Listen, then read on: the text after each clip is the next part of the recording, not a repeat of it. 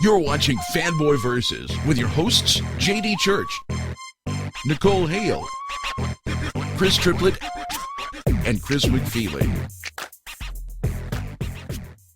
And you are watching Fanboy Versus. I am your host, JD, joined once again by Nicole Hale and Chris McFeely. Welcome, gang.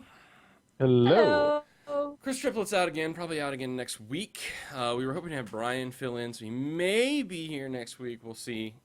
Brian is always full of pending doom and crisis, so we never quite know when we're going to be able to nail him down. But in Chris Triplett's place, since this is a Father's Day episode, not really, it happens to be Father's Day. But anyway, Jim Gordon will be filling in for Chris Triplett. So, quite a well-known father in the DC universe. Probably all of comics, probably. I thought you were going to put Buddy up there. He's one of the few remaining fathers in the DC universe, since most of them have been, like, destroyed, taken out, de-aged, all kinds of things, so... Thomas Wayne. Yeah. Well, he's dead. But, so. You can put a picture of his tombstone up. It's a picture of like a skull. It's like, yeah. So this week it is Fanboy versus Marvel Yahtzee, as we are going to discuss some of the rumors coming out about the shakeups coming. Less Yahtzee, more musical chairs. It is kind of musical chairs, isn't it? If true. If true, yeah. Which, I mean, some of these make sense, and some of these would be just kind of awesome, I think. My assessment is that I'm going to be buying a lot more books. So, damn it. But let's get to it then, Chris. What's the word? Yeah, well, I mean, it's really the only major news that's come out this week, and it's not really news. It is just rumors coming through courtesy of Bleeding Cool about what will be happening at Marvel post Avengers versus X-Men. Because, like, we know a few things. Like, we know that Jonathan Hickman is leaving Fantastic Four. We know that this is Brian Bendis' last year on the Avengers. But we don't know who's going where and what's happening. So, the rumors that are coming out are, right, first of all, that after Bendis leaves the Avengers, we could be looking at Jonathan Hickman on Avengers. So, if you could just point me in the direction of who it is that I have to beat to make this happen. What? I'll do it. Making the Avengers like awesome and relevant? It's a crazy idea. I'm not hitting the ceiling over the departure of Bendis or anything the way some people are, but it will be nice to have a new voice on the book, because these days his 8 years on the book is a long run. I mean, back in the day, guys would go on for years and years and years on things, but 8 years in today's market is a big run, and it'll be just interesting. I mean, that is really that is landscape changing. Yeah. The Avengers have defined so much of the direction and everything that's going on at Marvel out of the last decade through the events and their internal affairs and everything, that to have somebody else in control of the Avengers is basically a big landscape changer for Marvel, whether it's Hickman or whether it's anybody else. I also remember hearing the possibility of Mark Waid on New Avengers. That's not listed on the little consolidated list I'm looking at in front of me, but I remember hearing that was floating around. Don't know if it's true again, but I mean, I kind of go back to something that we said a long time ago, because we did, not to preempt, but it doesn't surprise me that New Avengers isn't talked about on there, because we always have kind of said that New Avengers is the book that Bendis willed to exist. Yeah. So I'm wondering, and I've heard rumors that there's going to be, and you may have it there, that there may be another or different Avengers book. So Rick Remender potentially creating an astonishing Avengers. Yeah. One wonders what that means for Secret Avengers, given that he currently writes that. If they could, kick up the arse and pare back down the Avengers arrangement. I don't think we need a fifth Avengers book. No, and I really think that if Bendis is really leaving Avengers in every form, then I would imagine that New Avengers will go away. I don't know. If Mark Waid's going to come on New Avengers, it can keep on going. Yeah, I mean, that would be fine, and I may actually read it again, but yeah, so. I do wonder what Bendis leaving Avengers means. Where's the Ultron War? What? The what? I'm sorry. I think that's... The Ultron. Yeah, that's... Yeah, well, no, I mean, they say the Ultron War is finished, and it's just awaiting publication. Because it's drawn by Brian Hitch, and of course he needed XD million years of lead time in order to have it all done on time. Yeah. But the word is, like, it's done and out there and just waiting to be published, and they've done at least 2 major stories, and they reprinted the primary piece of foreshadowing for the story, Avengers 12.1, as their free comic book day issue. So I'm like, Bendis is leaving. When is this happening? I mean, I thought maybe it was going to happen in Avengers Assemble, but I don't even know. I think they'll do that as maybe a separate trade or a whole separate I'm series. thinking they might go for just a mini-series at this stage. That would changes. That would make sense at this point. I mean, since they've kind of run out of time, really. You know, the changes need to happen. Unless they have some plans. I don't know. We'll know. I mean, it may not be immediately after AVX. We shall see. So if Hickman is we know Hickman's leaving Fantastic Four, and he may be going to the Avengers. And the rumor on that front is that Matt Fraction might be taking over Fantastic Four. I could probably talk. I don't know. It depends. It depends on which Fraction. It really does. I am so torn. It's like... I have still not really forgiven Fraction for disappointing me so badly with Fear itself, and his Thor is just fine. Yeah. But I just read the first omnibus. I just read the first omnibus collection of his Iron Man last week. It is really good, and his Defenders, like Defenders, has been great. Yeah, and so that's why I'm like one of the single best issues of the year so far out of his Defenders. And there are 2 Matt Fractions, and I really hope that he brings his A game to Fantastic Four. I mean, it's kind of silly, really, given that Hickman's only comparatively, he's only been on it for 3 years, which is not that long, really, but he has made such a mark and propelled the book to such heights and brought such attentions to it that it's got to a point where it is going to be really weird to have somebody else writing it.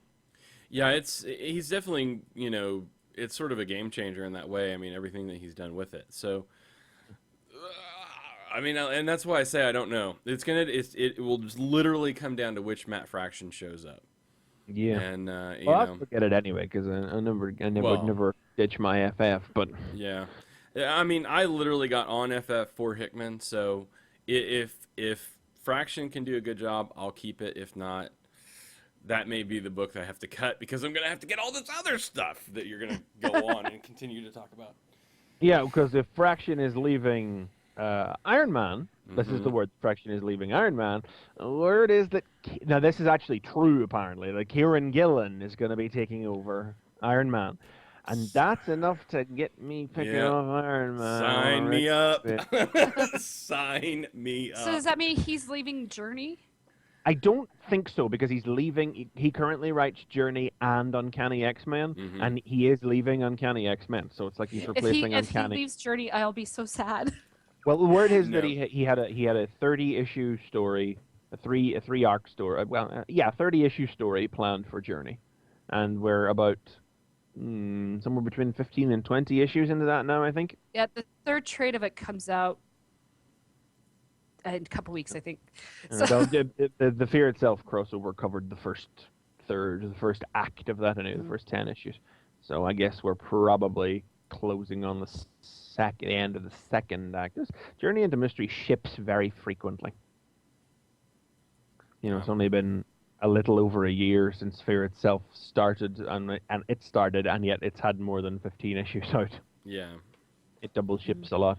But unfortunately, the word is that it is the full Uncanny X-Men creative team of Kieran Gillen and Greg Land moving over to Iron Man, which will not be a nice comic to look at. Yeah. Yeah. But it should be great to read. Yeah, it'll probably compensate. Yeah. And then the other one that is not, this is very much up in the air because there's two main rumors flying around and they're waxing and waning with each other. Is where Bendis is going after he leaves the Avengers. Because rumor is that he could be coming on to Uncanny X-Men after Gillen leaves. But there's also rumors that he'd be doing something cosmic. And we have the Guardians of the Galaxy in this week's Avengers Assemble, further solidifying the possibility that Bendis is going off in a cosmic direction. And it's It's odd, really, because those are comparatively out of the way from the mainstream. I mean, I don't. Well, it's weird to describe X-Men as out of the way, but they do live off in their own little bubble, and they haven't been. Well, they haven't been really, the driving force of the Marvel universe since Bendis took over the Avengers and changed them and changed Yeah, things. and Really, that's kind of why I'm leaning in that direction, because Bendis took the Avengers, turned that around.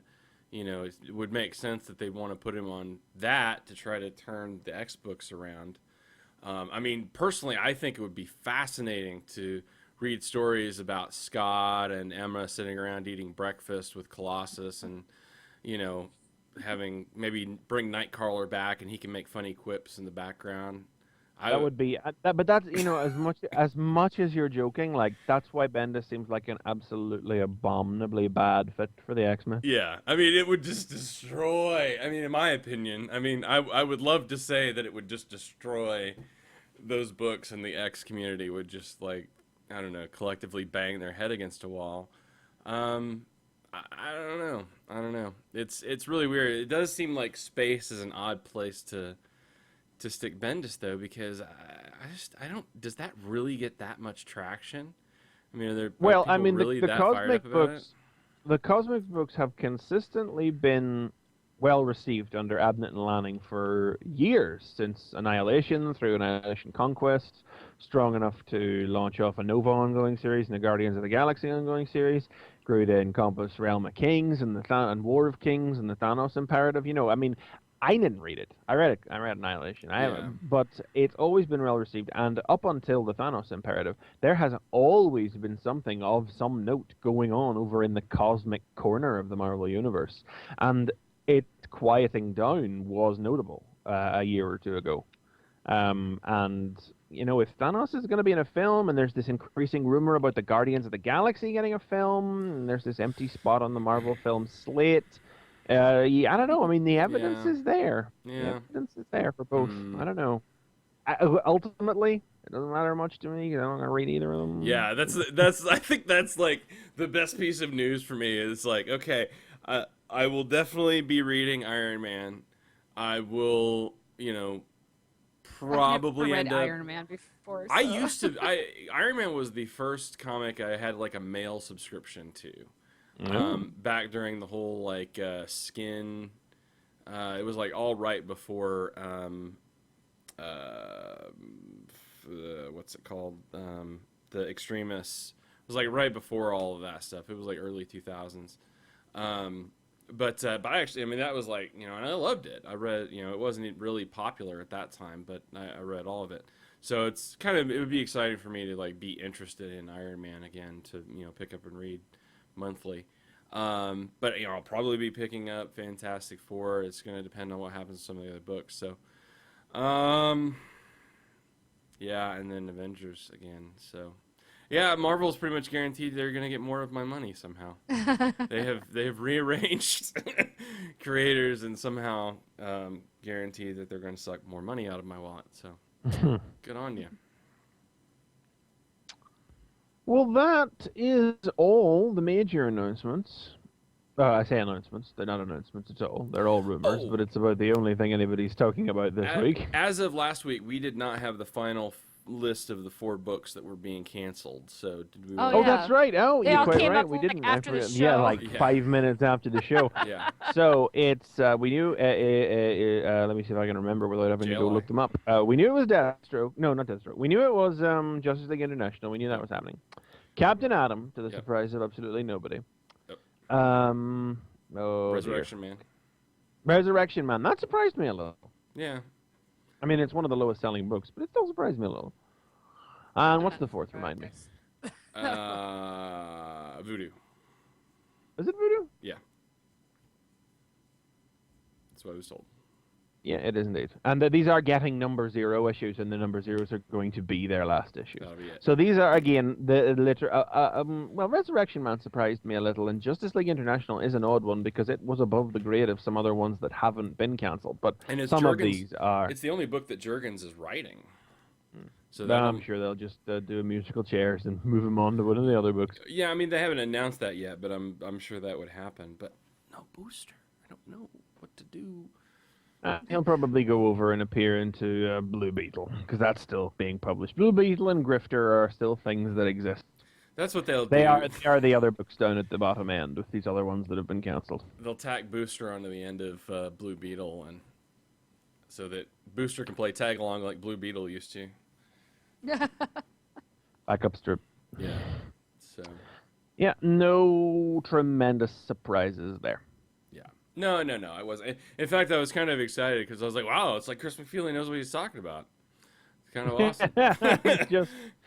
just numbers. Because you literally just rattled down the list, and I was like, and they told me, I was like, wow, that's almost exactly what he said. Awesome. Other than Resurrection Man, that was like the only one. Yeah, that one surprised me It's a little. because That's McFeely's not from the letting you- future. I know a lot about history. No, from the future and knows a lot about history. Yeah. They'll never die. But no, Resurrection Man was a little surprising because it's Abnett Lanning. It generally gets pretty good reviews, but well, what can you do? It is down there at the bottom end. Cool. I'm sure they wouldn't want to cancel another Rob Liefeld book so soon. God. Why? No one was impressed by my comment about if he has pictures of Dan DiDio. But anyway, the shop, they were all like, what? I was like, no, it's a joke. It's a thing. It's not. Am I going to get sued for that? I don't know. Anyway. Allegedly. No, it's a total joke. Anyway. It's not. It's untrue. It's untrue. It's not a thing. This is something I made up. Cool. All right. Well, I think Chris McFeely's picture froze. Oh, That's Well, you he's sure moving those on are? my end. Oh no, it's slowly moving. I I got dipped another. off the side because I found this missile on the floor, and I'm wondering what it belongs to. Isn't that the way? It's like when you own A loose missile. when you own like 5 billion Transformers that all have those little missiles, and you're like, what does this? It's like? it's not a spring-loaded missile. It's is it one of the? It's one of like the friction. No, it's just a decorative missile Oh. that has popped off whatever it belongs to. Wait, Wow. give us a close up of it. Yeah, I can't even see it because the video. No. I did find, speaking of toys I found, though, I did find the little Cyberverse breakdown yesterday. Him. So that was pretty cool. He's got very long arms, but other than that, he's pretty nifty. They got The Cyber. No, what? Hmm? His deluxe toy isn't out yet, is it? No, he's gonna be a Voyager. Yeah. Ah. Yeah. Oh yes, that would make sense. It's going to be awesome. And then I'm going to need a head swap to get the eye patch, apparently. So. Head Anyway. swap. Yeah, I'm going to have to get like a, I don't know, or I'll need someone to do a custom head or something so it'll have the patch eye. Just give it some time. Crazy Debbie, you know. Oh yeah, somebody will put one in. Somebody will third party that. Yeah, that'll be a third party. It's probably already in the works, actually. It'll be out before the figure comes out. Well, Auto Assembly's getting their own head. Maybe. Really? Uh-huh. Wow. They're doing like a. Why am I not going it's to like- this? I know. They're doing it like a own custom, like I want to say Wheeljack, but that's not right. Yeah, no, it's wheeljack done up like Marlboro wheeljack. Yeah, okay, That that's go what with it it. is. Gotcha. That's cool. But seriously though, what does this missile belong to? If I could see it, I could probably tell you, but your screen is still frozen. So. You're Oh, frozen. I saw it. But I think it Oh, there we belongs go. to You a came back, power right. core combiner. Show me again here. Let me see. Yeah, I have to cut this out. Have to cut it out. No, this is quality stuff. Yeah, I Oh. think that does go to a power core combiner. Well, I'm guessing based on the fact that it's lying in the- the middle of this pile of power core combiners. I think it's you know? for the I think it's for one of the vehicle parts of the military set. Did that have a... Hang on. Oh, nothing's connected to anything. This is Okay, awesome. there's one. There's two. There's three. Well, the Jeep doesn't have missiles. No, No. you're thinking of that. Maybe. Yeah, I guess so. No. I fail. I better check the chat in case anybody's saving I know, me. maybe somebody may. Where's Dawn No, when we no, need him? they're all useless. No. Wow. All right. Well, let's carry on then while you're I struggle with this. trying to figure that out. We'll let Nicole Okay. give us her 2 recommendations or however many I'll do she my wants to. 2 recommendations real quick, and get your drinking game on because I've got 2. I got number 1, and I talk about zombies. Yay! Hey. Oh my This new God. number 1 I'm talking about is called Planetoid. It's a new one by Image. Let me tell you, Image is putting out some good stuff, and this one is probably so far my favorite. I actually, as soon as I got done reading this, I called up my comic book shop guy and said, "Put it on my list." So, it's all created by it's a storied art lettering by Ken Garing. Basically, if you like any kind of sci-fi, this is it. You have this lone hunter who gets sucked in onto a planet from its gravity, and he's just stuck here, and he's thinking that he's the low man. But he has this like suit, kind of almost like Jarvis, that he talks to that tells him. I thought that was kind of cool. It's called Riker.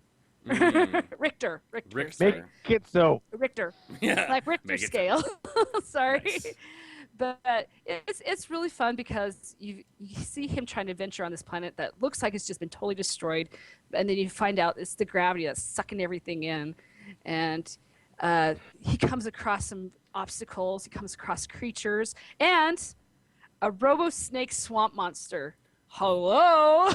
Robo Snake. What was it, Chris? It's Transformers crossovers Iron Man. Oh, that's why I didn't know what it was. So, okay. Okay, Robo Snake. Tragedy averted. Yeah. Robo Snake Swamp Monster. Hello, that's awesome. And then you go back and to find out he does meet up with some other person on this planet who's been here for a long time, so he knows the ins and outs. And then you see him tell the story to this old man, how he has gone AWOL from the military and how everyone's after him. But good recommendation because it's everything sci-fi that you want. Like I said, robots, mystery. You got a rogue. You got this other guy you want to trust, but you still don't necessarily want to. And then they also have this goal of trying to find other humans. So they've got your goal. You've got your adventure. Yeah, very good stuff. If you like anything sci-fi, this is definitely one to be reading. And the next one I'm going to review is Marvel Zombies Destroy. Now, I did review the first one of this, and let's just say... we're on Nazi zombies. Yes. And guess what? It doesn't disappoint. They do have Nazi zombies in here, but they also, in this issue, it's Valkyrie zombies. Oh, boy. With zombie Wow. Pegasus and warrior women and Dugan and Howard the Duck get into a huge fight, and he's talking about making him into Duck L'Orange. Oh my God. Because, well, let's just, in the previous issue, Howard kind of betrayed Dugan, so not a good thing to do. Yeah. Yeah, there's some real. This can be quite graphic. You see an eyeball getting eaten out of someone's head. You see a head getting chopped off. But it's a really good story because you go to the very last page and you figure out why all the zombies are coming here. And I don't want to spoil it, but I should because I'll get people to read it. So close your ears if you don't want to hear. Oh, she's going to spoil it. Uh-oh. I will spoil it. She's going to blow it. She's going to blow it. Here we I'm gonna go. blow it. I'm gonna blow the load because I know if I mention this character, people will be reading it. It's because all these zombies are after Loki. Loki is in here. So Must be some kind of parallel universe version of Loki, Yeah. surely. Yeah, he's saying, quit your bitching a moment because all these people are like, there's this one gal, she's like, they're after me. And he's like, come on, please, they're after me. And then you see Loki, and he explains what's going on about it. And so you see him, and he's missing a horn. He has one of his horns cut off That's on his how it's helmet. bad news. Yeah. You know what's funny so, is that this week I've been really given pause to think about Loki because I've been seeing a progressive number of female customers who really enjoyed Avengers. And we all know that, like Gambit, the ladies love Loki. Mm-hmm. After the Avengers Yep, movie. that's for sure. And it struck me that I'm actually really hard pushed to recommend them Thor books off the back of that. Because I can either, as far as modern sensibilities go, I can offer you this Thor where Loki's a woman, or I can offer you this Thor where Loki is a little child. Sorry, Yeah, Is- no hot personally- emo gods for you. I don't know. the thing is- There's a lot of women that read like those slash fiction novels, so I'm sure Oh. they'll be fine with like the child Loki. Then they'll probably go for that. the thing is, out of all the Lokis that I've read in my history, the child Loki is probably my favorite.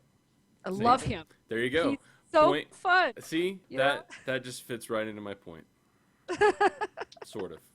But Loki's I really, don't he's think a that great it's what character. what girls who have come to love Loki off the back of the film are looking This for in a is true. comic book. Though. This is true. Tell him to go watch Avengers or Mightiest Heroes.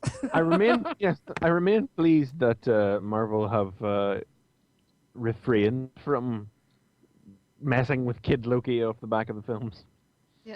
Well, they had the miniseries Loki.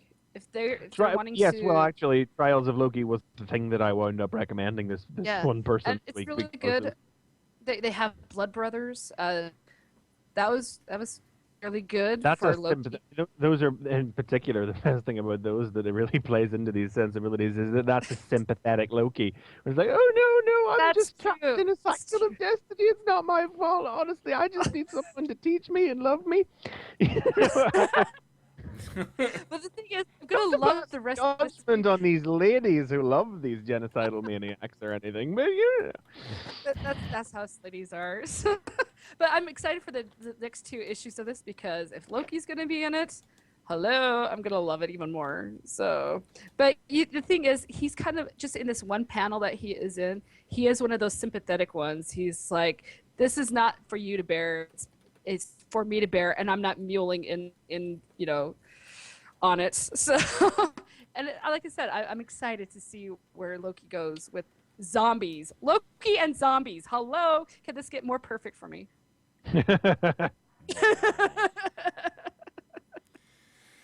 Awesome. Yep. So there you go. attention, ladies. So for you, but it's also got Dum Dum Dugan in it. I like him, and he almost kills Howard.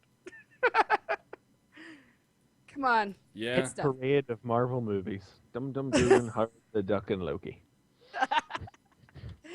I love it. All right, and sorry for those of you It's a in the good chat. trifecta there.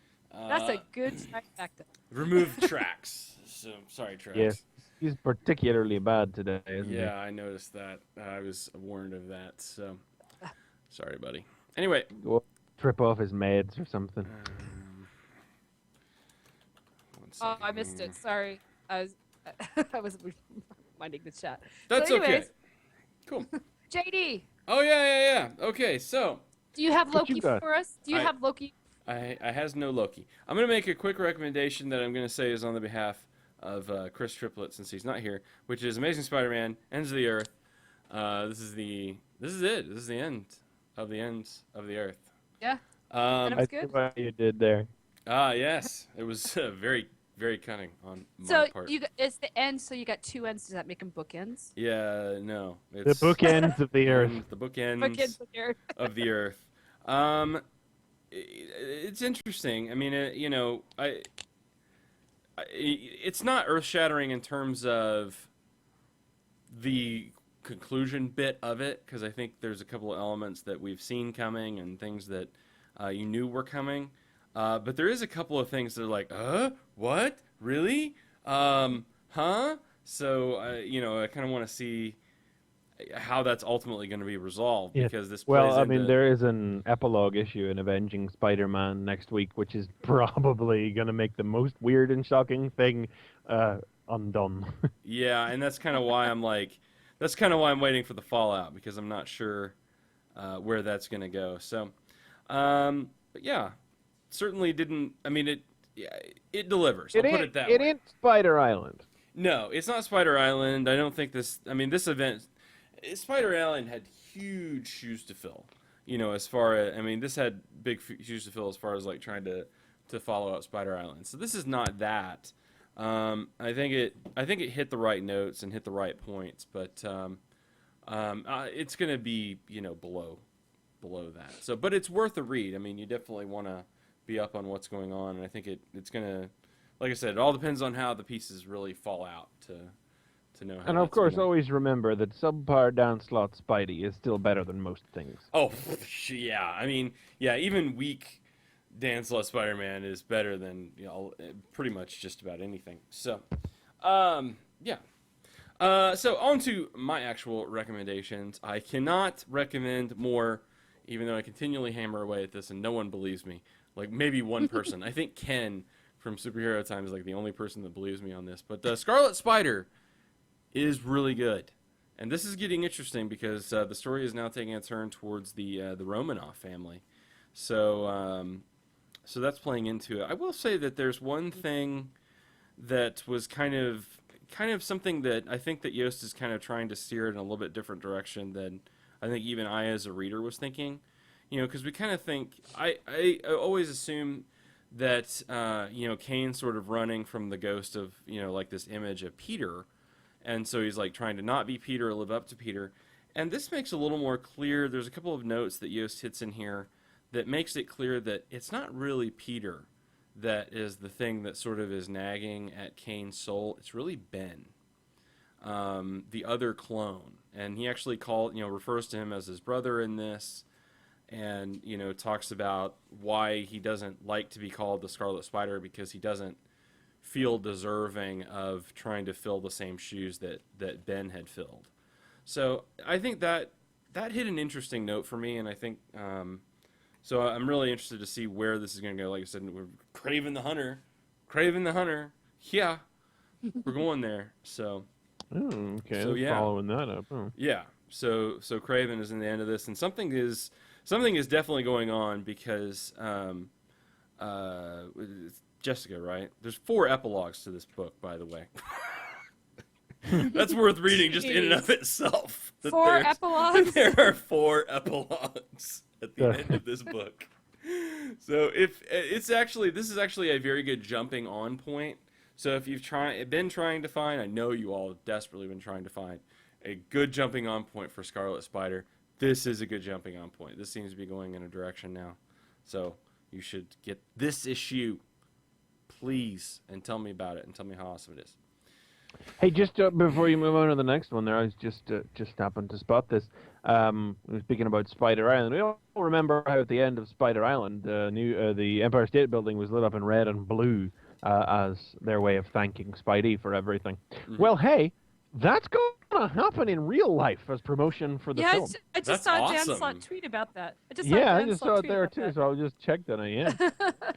And lighting up the Empire State Building is something that they do like Christmas and St. Patrick's Day and things like that. So I didn't get that at the end of Spider Island myself until I learned that later because I don't know that they do that. But like a lot of the other things in Spider Island, it was about hooray for New York. That's a lot loving the city he lives in. But so hey, that's a thing that's really happening, and that's pretty cool. Yeah, very nice. I just retweeted that through our channels, so awesome. Cool.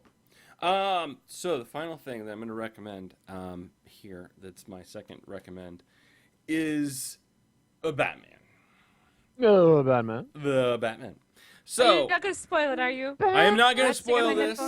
I'm not going to spoil this, and in fact, it's going to be very hard to even talk about this issue for that reason. So I will just say that this is not like the end of like the Owl story because the Court of Owl story because it does seem to be going on from here, but this is definitely the penultimate. Yeah, I mean this is definitely a plateau point. I mean this is definitely like the oh my god yes why didn't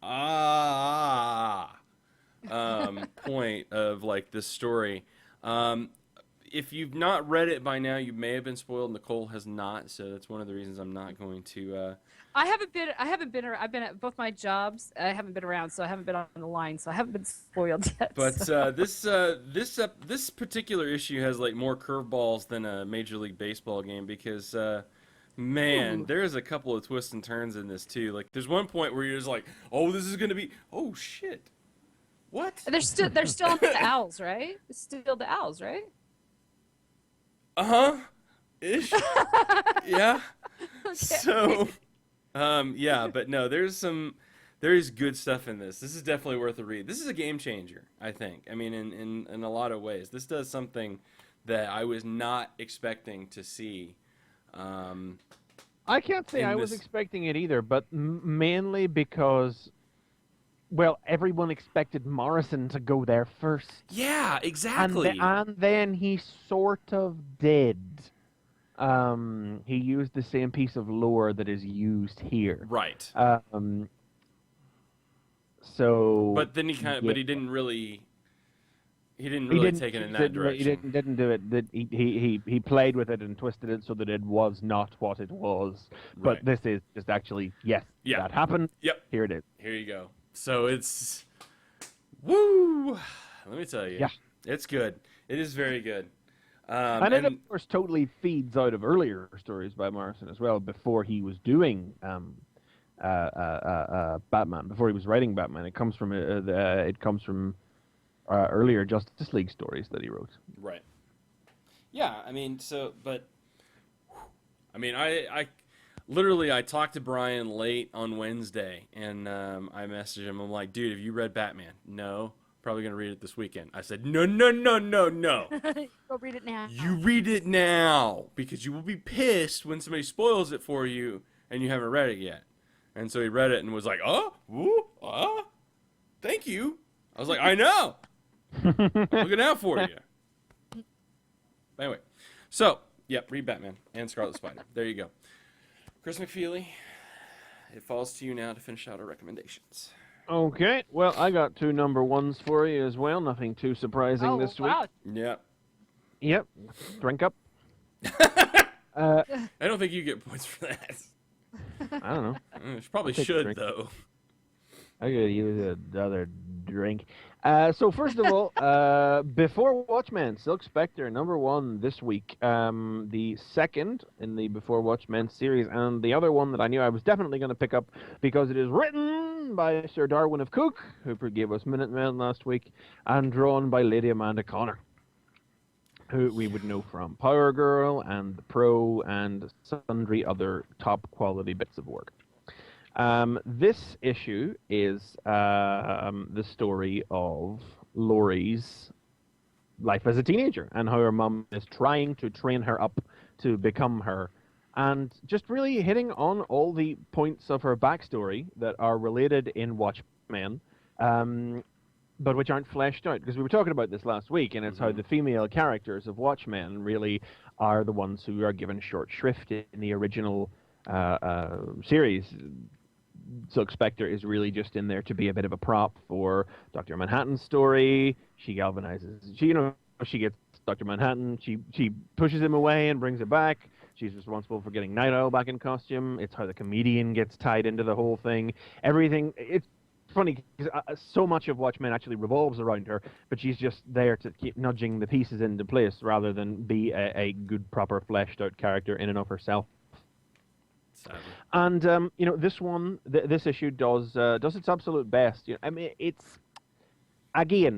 is approaching things the same way that Cook approached Minutemen, which is that with Minutemen, he took the all the facts from the ancillary material and built. We'll see where Minutemen goes after the first issue, but in the first issue, most of the little vignettes that we see are just expanded versions of the stories of introduction that are given to the characters in the ancillary material of the original Watchmen graphic novel.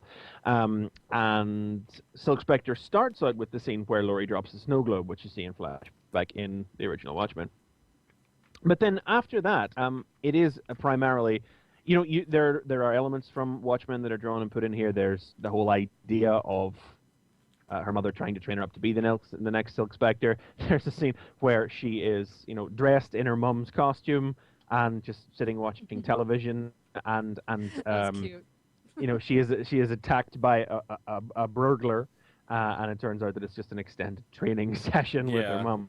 She had to dress up and sit and watch the television and everything to be unprepared for it. And then there's references to the Tijuana Bible of Silk Spectre that you hear mentioned in the in Watchmen as well. But it's really quite surprisingly it's a rather well done teen drama more than anything else. You know, she's at school. There's a boy she likes, but all the mean girls at school don't like her and don't think that a popular boy like him should be with her. But the book does a really good job of putting you on her side. You know, because we know her mom's story and we know why her mom is the person she is and why she's trying to teach her daughter to really actually protect herself like this. She knows the evil that men do, you know. Yeah. As she says here, what's the rather good quote in here, which is, "You're too young to hate. Wait until you're older, and the world gives you a good reason. It won't let that you was down." like. Yeah. That was good. Perfect. Yeah, it's all, and you know, I got to be honest. Like this is a 4-issue thing. I spent the whole issue really on edge, to be honest. Because I kept worrying it was gonna get all rapey. Yeah, or something, you know. Yeah. Mm-hmm. I know exactly what you're talking Thankfully, it didn't, and after the first issue, I don't feel like it is. No. I think they've safely established that this is a nice guy. Yeah, But exactly. I gotta say, you know, I was worried we were gonna go in that route, and eventually, you know, well, one must hope. Given that where the first issue ends here is as far away from Laurie's status quo at the start of Watchmen or you know, even at the start of the founding of the Minutemen, not the Minutemen. What were they called in the original? The Crime Busters. Crime Busters, yeah. Yes.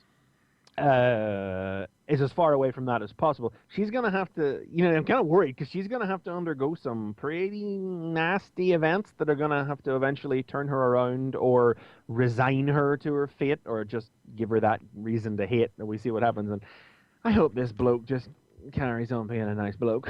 Yeah, that would but be, I gotta say, I was really, nice. really worried. I spent the whole issue But the that thing it was is, gonna get rapey.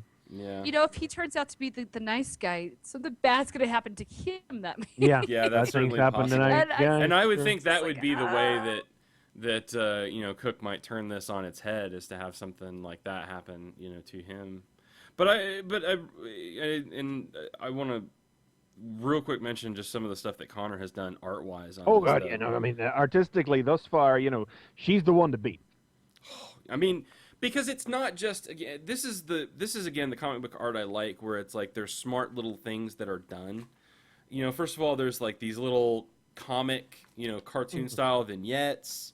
Fantasies inside her head. Fantasies inside her head. That's the real breakout. I love that part. I love the little fantasies. Yeah, and I think they're fun and interesting, and there's something that's outside. You know, again, we talk about kind of breaking past the walls of Watchmen, outside those frames, and I like the way that it does that. But there's subtle. The funny thing is, though, that you say that, though, this one adheres even more strictly to the 9-panel grid look of Watchmen than Minute does, because she is totally. She's very much artistically setting us in that world. I don't know if every artist across this project is going to try and do this. Cook played with it a little more, but Connor is really doing it. And so it is, when you have the fantasies, which are so outside of the real world of what is happening in the story, they're without panel borders, and they do stand out as this fun little different thing. You know, they're well integrated. But even playing with some of just the background imagery. I mean, the depth that happens in this, like the 13 o'clock diner that they go to. You know, playing with this image of time. There's a great moment where Sally hangs up the phone, and you see the pictures on her table, and of course, one of them, the prominent image in the middle of that scene, is, you know, the comedian. So there's those little things. I mean, and those are just a few mentions of the several things that are in this book. So this is a really great pairing. I mean, if you didn't pick up Minutemen, this is the one to definitely get started on, because there's so many good things. So really. I mean, I spent the issue on edge as I was reading it, but it resolved itself in a nice way, and it makes me worry for the rest of it. It's very much a period piece in '66 as well. You know, the music involved and the little stereotypical scenarios like the diner where the teens go for a malt and all the rest of it. You know. But it keeps in that world too, like I said, 13 o'clock it's just kind of clock imagery again. Clock imagery and things. So there's a great even one of the images where after the globe breaks, the base of the globe is sitting, and then the light pool fills in the circle of where the globe was. I mean, that's what I love about comic art stuff that you just can't. Connor is the one to beat. Yep. So anyway, I'm sorry. So there's the one. There's your one, sir. So that carries on. The good standard begun, and the pirate backup is still there. Yep, it's still thing. I tell you what, they're doing a pretty good job thus far. Only 2 parts in, obviously, but they're doing a really nice job of making each 2 pages be their own little bit. You know, it's got a start and it's got an end. Look at a little cliffhanger. You know, they've done well with that so far. You know, I feel, and that's not a talent that a lot of American comic book storytellers. Now, this is by Len Wein, who of course comes from an older school of comic book storytelling. So this is a man who knows how to use 2 pages to tell a lot of story. You know, this is not a modern comic book creator who takes 6 issues to tell a complete story. This is somebody who knows how to pack the story in. But it's doing pretty well. So, and it's got a nice little amusing sort of twist on the end of it as well. I mean, it's nothing you haven't seen before, but it made me chuckle. You know, it's like, whoops. Yeah. But if you're here, then that means. And the other new number 1 I'm going to recommend for this week is Spider-Man, which is the one we have been waiting for a while now. I had certain predictions for this issue going in, and they were 75% accurate, right down to the way it would end. I mean, you know, I figured we were going to get 2 stories running parallel. Peter Parker doing some Spidey shit, Miles Morales doing some Spidey shit. And they would probably be chasing a bad guy up a roof or up a hill or up some stairs or something. And then the last page, without either one particularly obviously traveling through a portal or anything, they would find each other on the rooftop and go, what? And yes, that is how it ends. But otherwise, the story is all the story of the first issue is dedicated to Peter. Just busting crime in Spidey time. And then he spots a gusher of energy from the fringes of the city and tracks down Mysterio with his strange and kooky portal that warps him into the Ultimate Universe, where where rather nicely the speech bubbles are even different. Oh, really? Yeah, you know, it's like when he's in the mainstream Marvel universe, everybody talks in all caps, like in speech bubbles, and then when he warps into the Ultimate Universes, all of his speech bubbles, no, everybody else's speech bubbles use lowercase.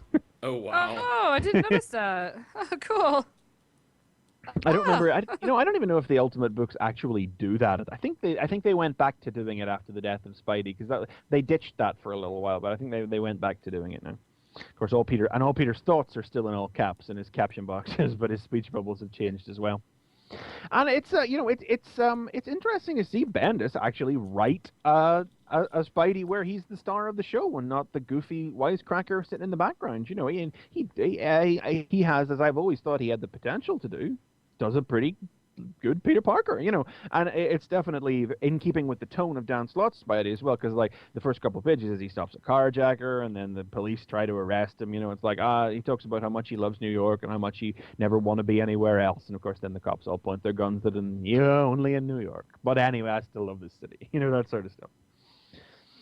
And the presence of Mysterio is interesting as well because, based on some information that came out on the issue in a news story, we know some stuff that's not revealed in this issue, so I'm not going to reveal it yet, but suffice to say, the fact that Mysterio gets webbed up and is not the last we're going to be seeing of him in this story, and the root cause of all of this does appear to actually, I mean, whether it was not his intention when he wrote it, I don't know, but it does look that this has actually been seeded a while back in Ultimate Spider-Man before Miles took over.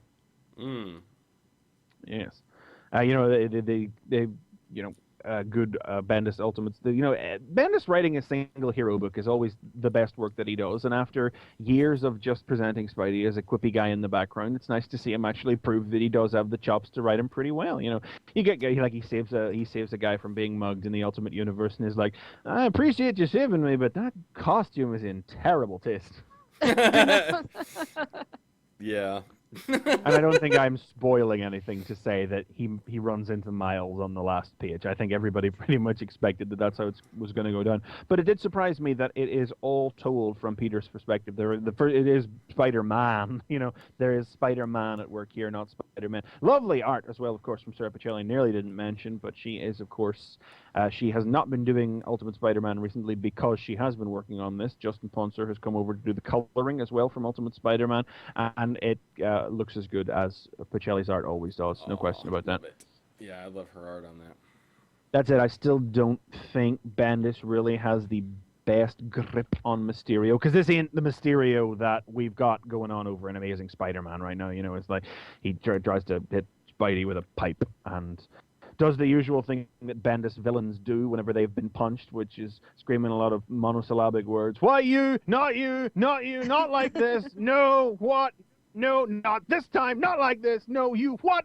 That sort of Bendis defeated villain talk, compared to the slimy-tongued con man that we're seeing over in the actor with illusions of grandeur over in Amazing Spider-Man.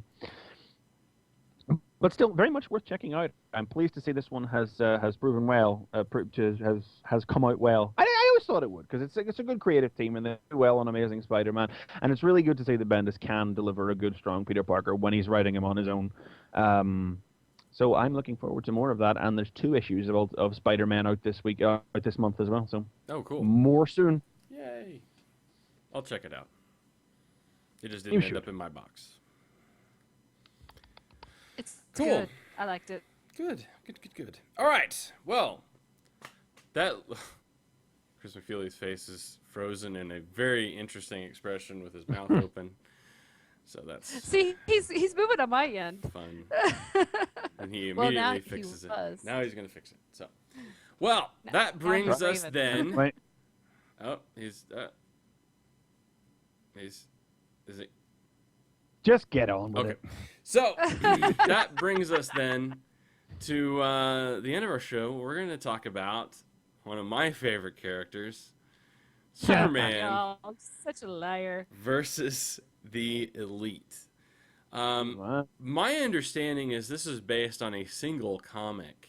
It is based on Action Comics number 775 from about 10 years ago. It was written by Joe Kelly, who we know today as knew back then as well, actually, primarily, I think, for his Deadpool.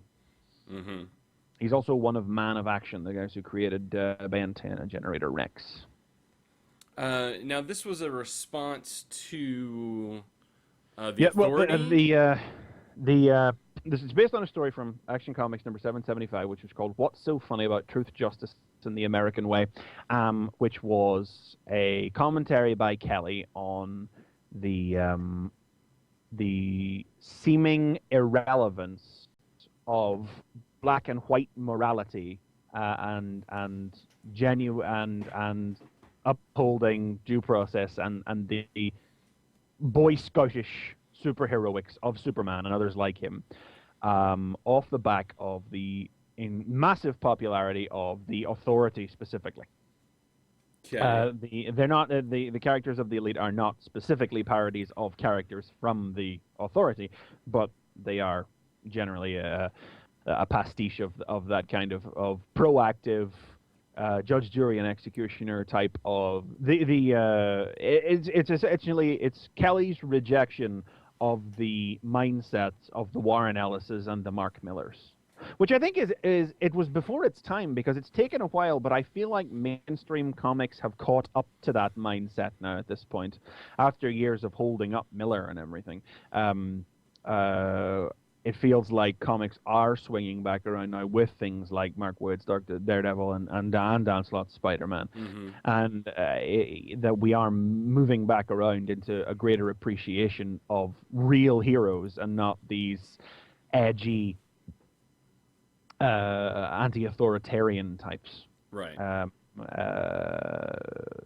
Which was the statement that the thing was trying to make. And Joe Kelly also wrote the screenplay for this film.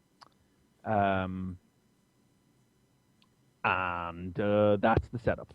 So I guess give us a synopsis of the story if you would like to, or I could as well.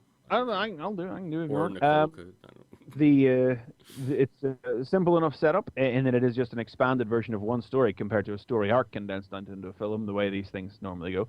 In which a new team of superheroes called the Elite, led by Manchester Black, gain worldwide popularity by being willing to take the steps and kill villains so they cannot kill again without following due process, taking the law into their own hands and doing the jobs that heroes like Superman won't. And of course, Superman takes issue with their increasingly violent methods and is eventually forced to teach them a lesson on their own terms.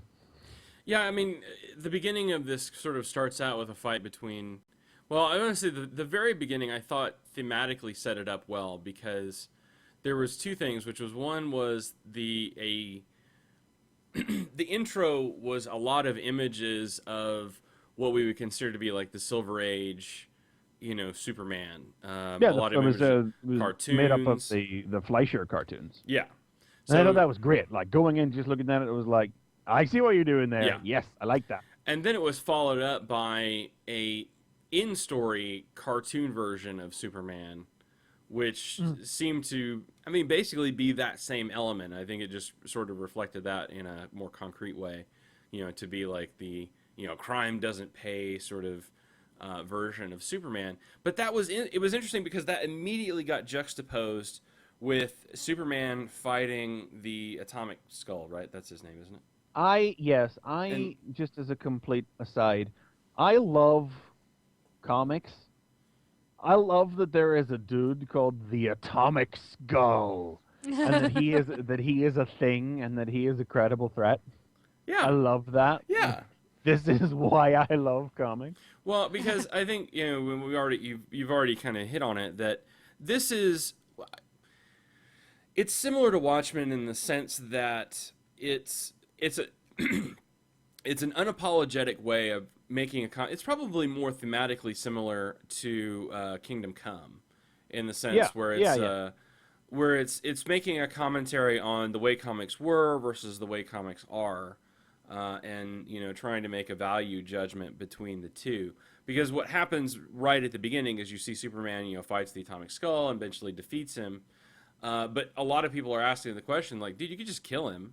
He's going to kill several people. He already killed people this time. You've locked him up. He gets out. He kills people. And Superman's just like, that ain't what I do. Ain't me. It's, I ain't the law. I just help enforce it, So, so you immediately have that conflict. And then the Elite come in and you see the larger conflict between, how much responsibility does having that power have? How much authority does it give you? What is your responsibility to that? It just seemed a bit, and that was like the highlight point. And maybe it's because, you see the difference. We talk about the difference between taking a longer story and condensing it, which I think was some of the problems that we had with All-Star Superman, where you had 12 individual stories that got condensed down into one movie. Whereas with this, we had one very quick, precise story that was expanded out into a full film. And I don't wonder if that didn't dilute some of the story in that way. Well, it was an extra size story and an extra size issue. So it wasn't just like a 22-pager. Well, sure. I don't think it was. I don't believe it was. Right. But even at that, I'm asking the question. I don't know. Because I haven't read it yet. I've only. No, I haven't actually read the original story. I've only read select scenes from the original story. So I'm going into this as somebody who just knows the basics of it. Right. Atomic Skull, for instance. I don't read anything Superman, pretty much. Superman said wankers. No. Well, I was gonna say that this goes back to something that you had mentioned before, which is that Americans should never say wankers. I know, right? It's wank. Superman's not It's all in American. the wankers. Wankers. It's all in that. And then wankers. It Wankers. doesn't. Not bad for somebody who just goes around trashing wankers. Stop Yeah. it! No. I know. It was like, oh, that is like nails on a chalkboard. That's bad. Yeah. But I mean, and so, I mean, I didn't hate it. I don't want to say I hated it. But I got where it was trying to go thematically. And I think that is an interesting question. I did think, you made the point that, we're sort of at that point now where I think a lot of creators have kind of said, no, we're in the comic book world. We don't have to be as, dark and dreary as real life. Real life sucks anyway. The whole idea here is we're trying to create a fantasy world in which there is hope, and that, we can have characters that, at least are trying to do the right thing rather than trying to impose will or something. So it is kind of interesting to see it that way. I mean, I think the term has been used a lot where it's, ahead of its time. But what did you think, Nicole? I liked it a lot better than All-Star Superman. I had a problem with some of the voice acting. It's just, but Robin Atkinson Downes is actually British. What the fuck, like? No, that's not the one I had a problem with. Oh no! Oh really? I had a good problem lord, with okay. Superman. I'm like, Who I was? have a problem with George Newbern. George Newbern was Superman in Justice League for 5 years. Yeah. It's like you're supposed to have more emphasis on some things, but you know what? Okay. Yeah. That's just like, I don't know. It didn't come out as well as I wanted it to, I guess. I thought you were going to. I liked it. The thing is, I know you're not supposed to be rooting for the bad guys, but I'm still rooting for them at the end, I know. Yeah, I mean, I think but I thought that they were a good I mean, for the four of them, I thought that they were a good sort of, cross-reference of a lot of those things. I mean, like I said, I'm not very familiar with the Authority, but I thought that they did make a good cross-reference of things that you see in modern comics, which is sort of the ultra-sexy, oversexed, female character, the super-powered, enormous guy, the sort of drunken magic user, and, and now you're sort of overpowered, brash, and particularly British, characters. Well, so these characters made me want to read more about the Hat. Come on, I loved him. I've never heard about him, and I'm just like, I want to know more about this character. Well, I mean, like I said, he was the thing just about these created guys for is this. that they aren't bad guys. That's No. the thing. It's They're just that they have just- wound up in this situation. It wasn't their fault. They have come to their beliefs because of the way that life treated them and how they wound up. Right. They didn't get. And I wish we would have had more backstory of the other three, just like we got with Manchester Black. We had his whole backstory, and we even realized, when Superman finally defeated him, what he used for his advantage. But we didn't get to see that with the other three as much, I didn't think. So I can understand that, but I just didn't. I don't know that it was entirely relevant to the story. I think. Yeah, I mean, you can sort of just copy and supposed paste. to be the loud, brash sort of Mark Millery, Warren Ellis-y sort of characters who represent something in a moment rather than be too. I mean, the reason I say that it's ahead of its time is because everybody sort of universally missed the point of the characters, and they wound up getting their own series for a while. What? Justice really? League, yeah, Justice League Elite. If you want to read more about them, Oh go my get God. Justice League That's Elite. like- There's two volumes of that, because that's what I'm saying. People, while they perhaps got what the story was saying, this was at a time whenever these attitudes were being immensely influential in comics, and people did want to read more about these kinds of characters. Wow, I mean, that is like totally that sheep mentality moment where everybody's standing around and they're like, yeah, kill him. It's like, oh God, no.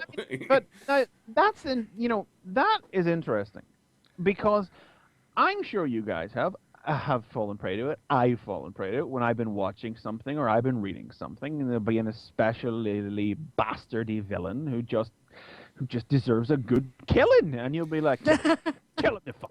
Kill him.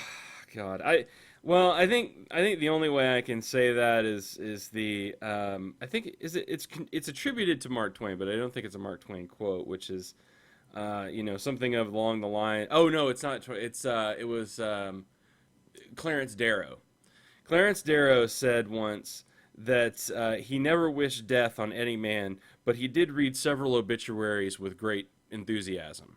Yes, yes. So, Sometimes some guys in fiction. I'm not saying in real life. Of course, I'm sure there are people out there. Let's not get into that. But yeah, because this one did take an awfully political bent, just killing the heads of rival Middle Eastern states. yeah. I thought, and I thought it was interesting. Again, this being something that came out 10 years ago, that it was still very relevant. Which, I mean, if you think 10 years ago, I mean, we're only in 2002, so that was pretty relevant, for that time. Yeah. Well, I say 10 years ago. It was 2001 that actually did come out. Still, I mean, that's extremely relevant then. I mean, Yeah, that's even more so. I'm not sure if that happened in the original story or not. And even given the events of the last year, where it's not just like where they took down an American supervillain on American soil. They transgressed on a world stage for what Right. they perceived as the greater good. There are thorny issues to be raised here. Yeah. I mean, they did, of course, wipe out all their attaches and guys that were just following orders as well, and not just the heads of state. But and of course, these were like diplomatic, actual heads of state, as opposed to what went down in the real world. But yeah, there are definite echoes and things that make this. This is always a relevant thing, whether it is relevant in the world of fiction or relevant in the real world. The question of whether or not you have to do this. And I lost my train of thought. There's a relevant question. Yeah, but I think I mean, like I said, it's like I got what it was trying to do. It's trying to ask a question about the way Kilby's comics. just popped into the chat and confirmed that was added to the film. Oh, okay. Well, see, there you go. And Yeah, I think you see, that's totally something that is much more relevant today.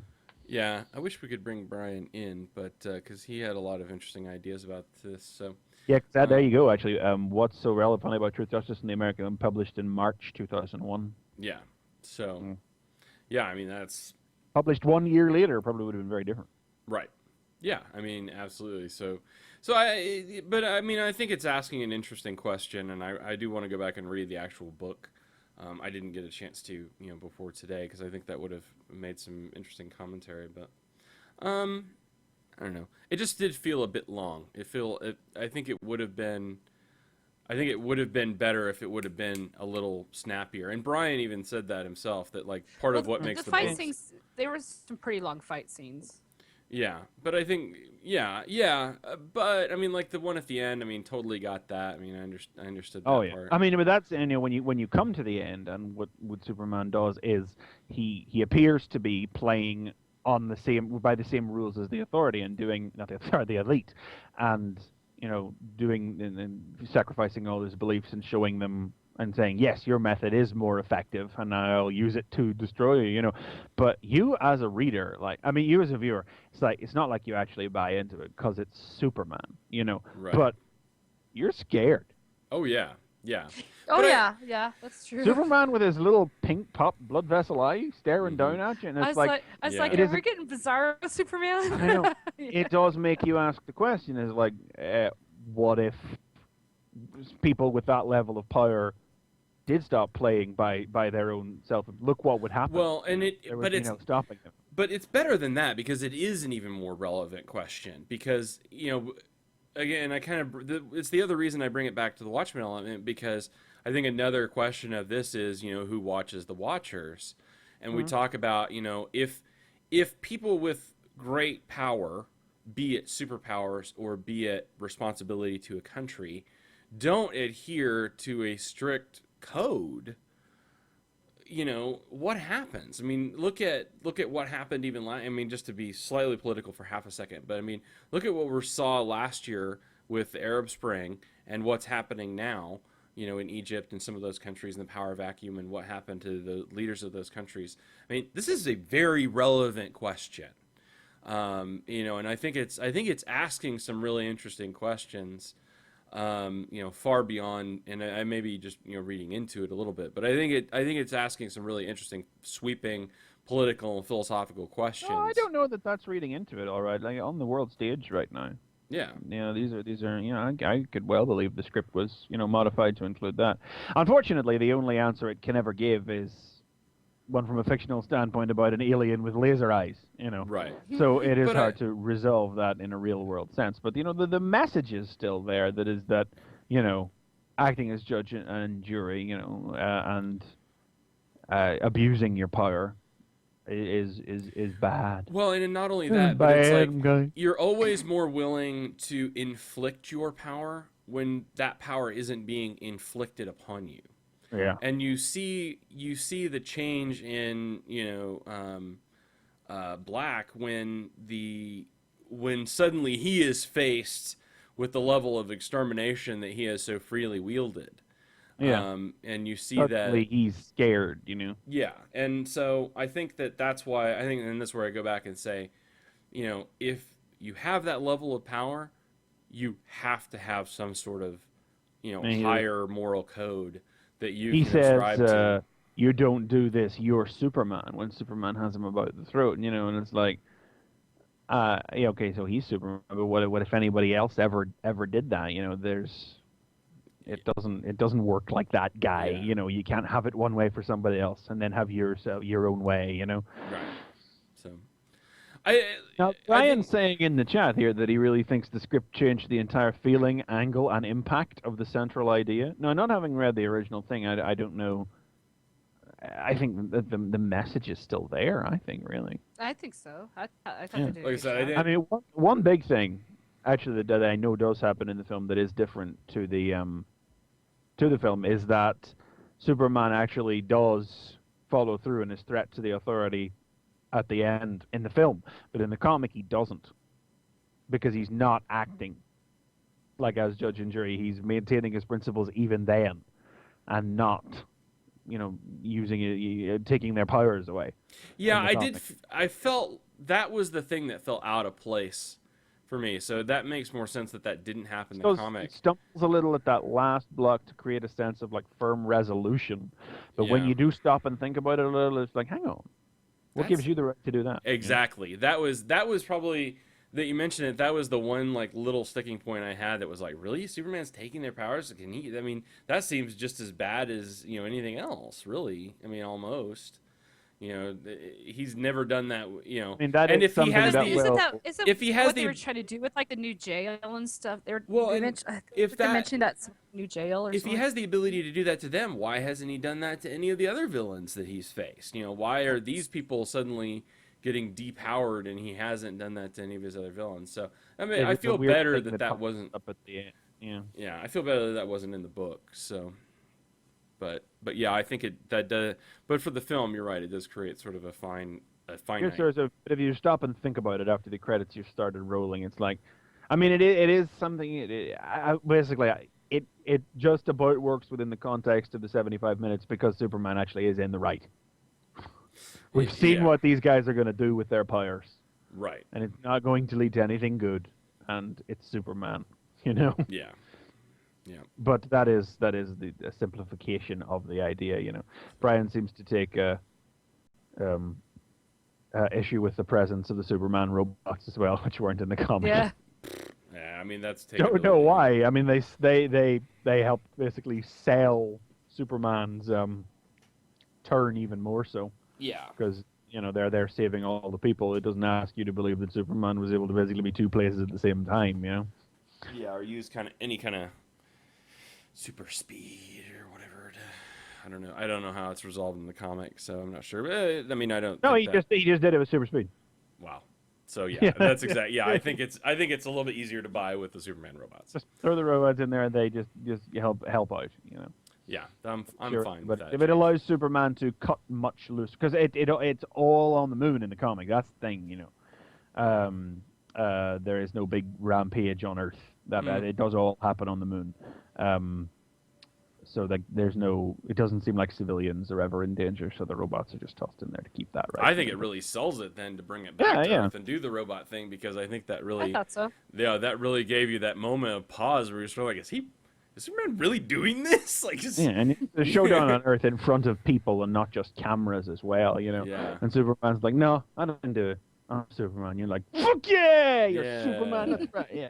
But it's like, it's like it does, it does play with your preconceptions. Like, because it's like Superman. But there are many people in this world, who don't care for Superman because he is, the big blue Boy Scout, capital B, because he won't do these things. And because, Azrael, when he became Batman back in the 90s, even as far back as that was DC's attempt to say to fans, no, you can't have a Batman who will do all these 90s anti-hero chain spikes and fire things because this is what you're going to wind up with. It doesn't work. You can't have that. Right. They gave it to them to show. You really don't want this.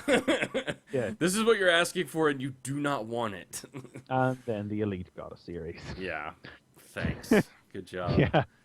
Yeah, so if well, anything, there's an air of preachiness that can sometimes backfire. You know? Come on. I mean, look at Kingdom Come. I mean, you had Magog that was basically created for that series, and then he made the jump over to the primary DC universe, and only died right before Flashpoint. So. But he got a series that nobody bought because nobody gave a fuck. So that sort of bore that out. Yeah. Well, and so yeah, exactly. Certainly off the back of something so good, red-blooded, heroic as Justice Society as well, Yeah. So. But they actually turned Magog into a character in that, where he had just been like an archetypical 90s anti-hero in Kingdom Come to stand up as like a model for everything that is wrong, Right. Yeah. So, but anyway, but yeah, Superman versus the Elite. It's not the best thing ever, Nicole. I'm not sure. I'm not sure what you're saying. It's not the best thing ever when everything you've just said about it has been positive. Yeah. And because well there's just it's the flow. It's something about the flow and the. It's maybe a little. It's only like 75 minutes long, but it does feel like it's maybe a little over long. Yeah. I think the added the added political message in the foreign lands and everything are relevant and worthy of inclusion in the present day. And far more relevant than they would have been flopped into. I thought overall it was entertaining. I just would have liked it. I think there were just some points where it dragged, and I would have liked for it to be a little snappier. But no, I mean, I think, So okay, I'll be fair. It's like, for instance, like his sister turning up to be alive basically contributes nothing. Exactly. Like that's what I was thinking. I'm like, did I miss something? Ultimately pointless. There? What was she? I mean, she gave Lois some documents to release or something, which didn't she? Lois could have researched that on her own. Ultimately, that it was Superman punching his brain on television that made everybody go, yeah, okay, that's fair enough. Not the newspaper that they read, Right. All that did was fill in backstory. It didn't really help the story itself. Backstory is one thing, but we got that from Black anyway. Right. He didn't he didn't give any false information out. The weird bit of the sister just turning up alive had up 5 or 10 minutes, and I was like, you could have snipped that. I mean, she came back in the Elite series. If I had any criticisms really to level against it, my primary one would probably actually be the animation itself, which was strangely cartoony. It was. I mean, even look at how big Superman's chin was. I was like, oh my god, it's like coming he was at the me. tick. It's chintastic. Yeah, it wasn't the big square chins of Bruce Timm. It was this large. It wasn't just going straight down in a Bruce Timm style. It was in 3D coming right at you. Yeah. It was, and the animation itself was nothing spectacular. Even with the character designs were strangely cartoony, and the animation itself was nothing particularly spectacular. That was a little odd. But that's probably the biggest criticism. And the dodgy accents. Dodgy. Robin Atkin-Towns is British. I don't know what that was he was doing. Yeah. Start off. Yeah, I didn't mind it at first. I was like, okay, but then I got used to it. Yeah, it happens, but I didn't manage to really get used to it. It's your typical he's going to be a British somewhat bad boy, so of course he's got to go extra cockney. I've got a Union Jack tattooed on my chest, love. Yeah, you could tell that things like bloody and winkers, and I'll say that a couple of times, and they did pull out the 4 or 5 typical things that a British character has to say. Sod off. Copper, wankers, bloody, fish and chips, apples and pears, Gabner. Yeah, you get all those, you're set. Then you can really say that is a British character. Yeah. Yeah, I don't know where he was supposed to be from in Britain. Yeah, I didn't really adhere to any particular thing, but Yeah, that's. I always curl the toes. I mean, he's British, but I always curl the toes when I hear American actors going for the Cockney accent. Yeah, I guess maybe that's more to my point of sort of disappointment is I don't think it was the story overall. I don't think it was the thematic elements. Those things were all great. I think it was just an aesthetic thing. I think it just was, the sort of emotional aesthetic level of it, the look and It seemed to sit feel, a the little story. ill with the nature of the story that was being told. Yeah. So I don't think it was. I just looked at it. Who drew it? It was drawn by Doug Mankey and Lee Bermejo. Okay, and they are the guys who Lee Bermejo is about to do the Rorschach series, so you know what he looks like. And Doug Mankey's the guy who does Green Lantern at the minute. So okay. it's not one of their attempts to replicate the art style, so far as I know. Yeah. So anyway, but you should check it out. Rent it, get it at It's Redbox. still worthy of being checked out. It's yeah. still better than some of their other direct-to-DVD offerings. Yeah, for And sure. the questions it asks are perennially relevant. Yeah. It's always nice whenever they actually manage to land home with one of these messages. It's not an awkward message for a superhero story to address. It's not a strange thing. It winds up filtered through the prism of superheroes. Because in many respects they are one of the most immediate ways to deal with the question of immense personal power being abused. Because this is not an intangible power that is over people, but Right. like a literal physical power. So it's a very direct metaphor for world events. And of course, it's not just a metaphor for world events. It is actually a question about superhero morality and comic books and what's good about. What's so funny? What's so funny about Truth, Justice, and the American Way was the title of the original story. And it's like, well, what is so funny about that? Why do we have to reject it? Why is that? Why should that ever be an outdated principle? Right. Yeah. It's nice to see. It's just a medium in where the message really lands. I think. Yeah. It's just the sort of question that is very well told through superheroes. Yeah. So check it out. So cool. And hey, it's still better than Apocalypse. Doomsday. Was that called Apocalypse? Yeah. Doomsday. The Jeff Loeb one. Yeah. Supergirl. Oh, the Batman Superman. It was called Apocalypse. It was, Batman Superman Apocalypse. Apocalypse. Yeah. That was fucking despicable. It was Batman Superman Wonder Woman, but she didn't get in the title because well, because it was actually copied from a Batman Superman story arc. Right. But I'm surely they had to strictly adhere to that for the film. Yeah. Yes. So Yeah. cool. So there you go. Well, that's the show as well. Mm-hmm. So there you go with that. We may have Brian Kilby here next. Movies. Do what? I like talking movies. Yeah. And there's a lot of comic book, or not a lot, but there's a couple. We still have more comic book movies coming up. So we'll have Amazing Spider-Man comes out in just a few weeks, isn't it? Yep. 2 weeks. And Yes, Batman. it does. So Batman's a couple of weeks after that. yeah, and then Batman as well. So very excited about one of those movies and gonna go see one of the other ones. So you can fill in that blank. but yeah, so cool. All right. Well, that is our show. Check us out online, fanboyversus.com. I do want to mention that for the TF Radio Network, we are installing a series of apps for Android. So right now we have the RFC app ready to go. We also have the TF Radio Network video app ready to go as well. So you can download that from the Android market to your Android smartphone. If you use Apple, sucks to be you for the moment. But we're trying it out on Android. We had a way to do it. So I think we may eventually get a Fanboy Versus app as well. So that would be very sweet to have. So you can enjoy us on the go, on the move, on the road, wherever you may be, and listen to our reviews and news and all that fun stuff and other things. But don't drink while you're driving and listening to the show. That would be very bad. You don't want to do that. That's extra deadly. Don't recommend that. But yes. So, but yes, join us on Twitter, Fanboy VS. I did tweet some news out earlier this week, so I'm getting better about tweeting things on there other than just our live tweets. So for myself, for Nicole, for Chris McFeely. Thanks so much for tuning in. And please tune in next time when it'll be Fanboy Versus.